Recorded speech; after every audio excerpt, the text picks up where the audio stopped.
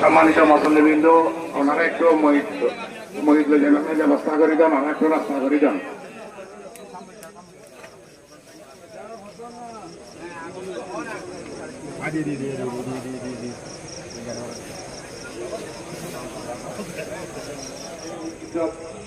হাজির করতে পারি আমরা যেন আখেরের উদ্দেশ্যে আমাদের সহায়তা কামনা করি।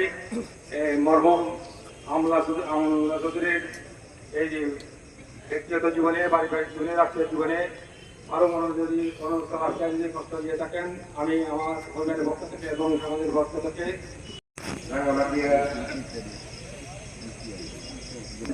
সেই জীবনে স্বল্প পরিচয়ে আপনি স্মৃতিচারণ করলেন।